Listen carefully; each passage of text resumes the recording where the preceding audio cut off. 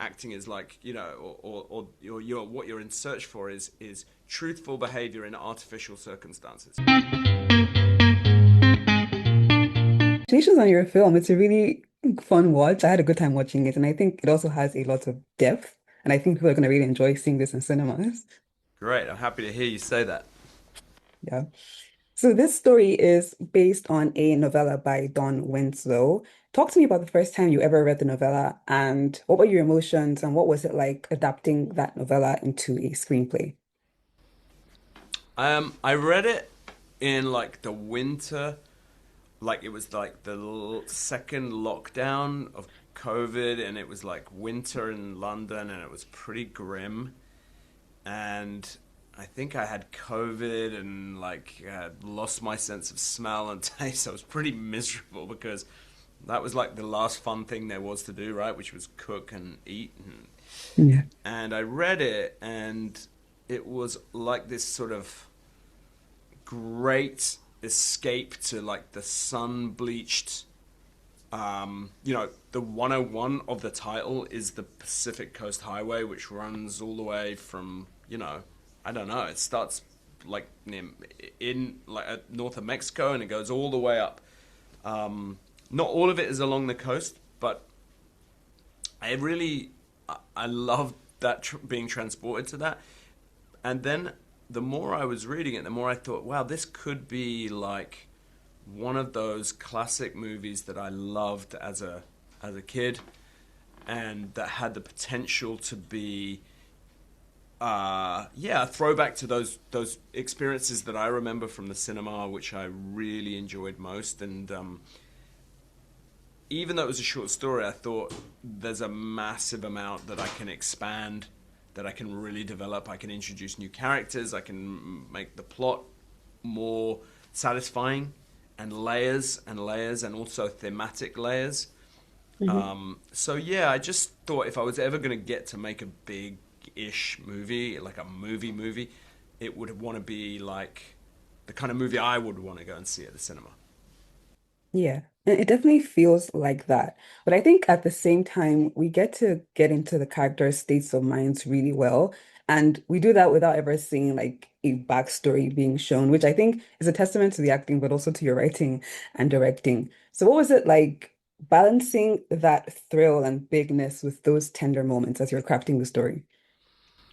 Yeah, I guess I feel like maybe in recent times, studio movies have tended to treat the audience with a little less respect, or with a little less intelligence, as in, Mm, I think a little can go a long way. We're very good instinctively as human beings, we're very good at reading people. You'll have made profound and possibly accurate judgments about me just from the Zoom call, and all the rest of mhm, it. And so you get a lot from a little, and I think the more economical you can be in the writing, the better. Like if you give the big sob story where the character breaks down and tells the other character and the audience all the reasons they should feel sympathetic for them, I feel mhm. like there's a much quicker way to do that, and the old movies used to do that better. So, and also you want to make sure that there's real, that you care a lot about them, and you understand what they're dealing with, and what they're longing for. And so, yeah, I guess I try to look for the most economical version of that. Yeah. And you've come from making documentaries to now making this completely fictional film.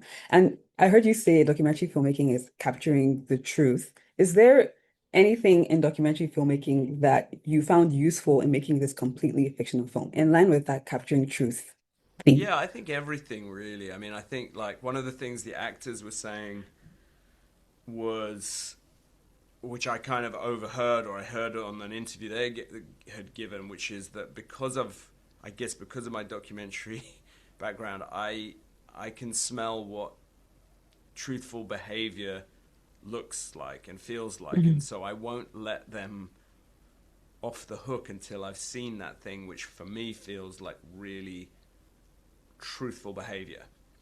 And I can't remember who's who defined, like I can't remember. It was like what Stanislavski, one of these people defined, acting as like, or what you're in search for is truthful behavior in artificial circumstances, right?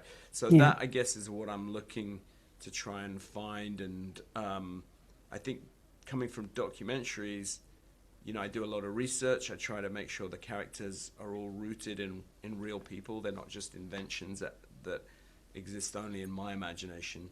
Mhm. So yeah, I think all of that is helpful in creating something that feels emotionally engaging for the audience. At the same time, you want it to be a pulse pounding thrill ride and Mhm. really exciting, but also if I can make you feel like you recognize some of these traits in these characters, then I think you'll feel even more. Yeah, I really admire that, like that intentional filmmaking. The last question I have for you is the tagline for the novella is no matter how you come into this world, you come out broken. And in your view, what about this world breaks people? I hadn't heard that quote before. Um, wow. I mean, I guess that is a big flipping question.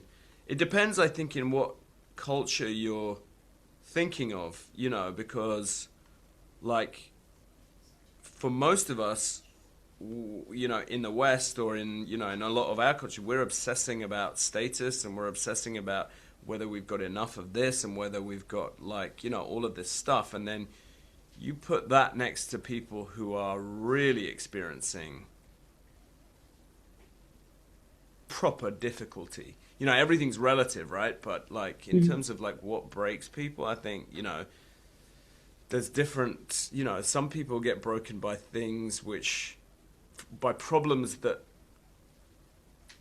the great percentage of the world would give their right arm to have those problems, mm. and yet for other people it's cataclysmic, you know. So I guess it's all relative. I mean, like it's heartbreak of different kinds, I guess, that breaks people. That's a long question. Thank you. I like your answer. And thank you for your time. It was great talking to you today. Yeah, and you.